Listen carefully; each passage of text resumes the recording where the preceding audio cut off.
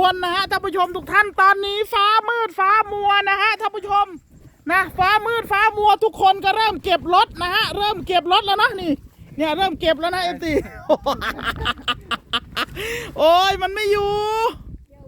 แล้วกรุณาเอารถยนต์ขยับออกไปด้วยนะเพราะว่าเดี๋ยวมันล้มเดี๋ยวมันรถบุบได้ตอนนี้นะพี่อดิศรนะเอาผ้ายางมาคลุมรถไฟฟ้าเอาไว้เนื่องจากตอนนี้นะครับฟ้ามืดฟ้ามัวปาดพี่โจดูโอ้โห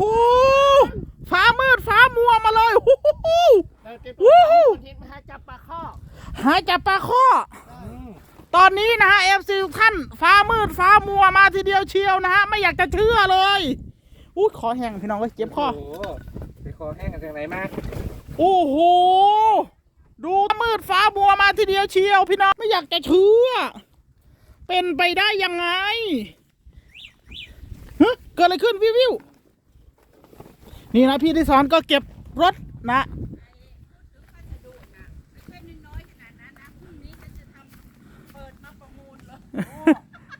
พรุ่งนี้เปิดพัสดุใช่ไหม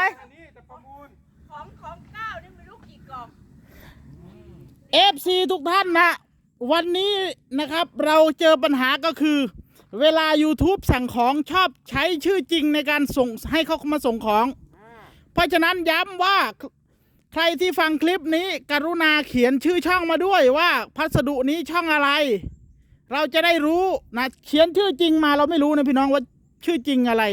อย่างเช่นพี่โจเนี่ยชื่อจริงก็ไม่มีใครรู้นะเนี่ยนะอย่างเช่นพี่อดิศรเนี่ยชื่อจริงก็ไม่รู้ว่าชื่ออะไรอดิศรเลยใช่ไหมโอ้ทางนั้นก็รู้ถ้าบางคนมันจะไม่เหมือนกันได้ชื่อจริงกับชื่อเล่นน่ะใช่ไหมล่ะเพราะฉะนั้นนะครับก็กรุณาเขียนชื่อช่องมาด้วยนะ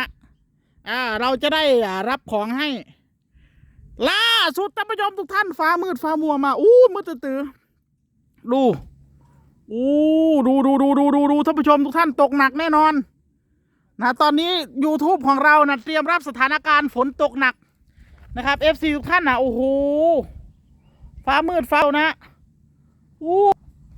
คาดว่าน่าจะตกหนักอยู่พอสมควรตอนนี้นะพี่น้อง YouTube ของเราหาที่หลบฝนกันเจ้าละวันนะคาดว่าน่าจะไม่ถึงชั่วโมงนะ FC ทุกท่านตกหนักแน่นอนนะท่านผู้ชมโอ้โหเชื่อเลยผมจะเก็บคอขนาดนี้ไม่น่าเชื่อว่ามันจะมืดขนาดนี้โอ้โหมืดตึ๊บนะก็คาดว่าน่าจะตกหนักใน FC โอ้โหดูมืดนะโอ้มืดนะ FC มืดตึ๊บพี่น้องโอ้โหนะครับคาดว่าน่าจะตกหนักพอสมควรใน FC ทุกท่านนะดูมืดฟ้ามัวดินมาเลยนะโอเคทุกท่านรอรับมวลน้ำมหาศาลได้เลยนะ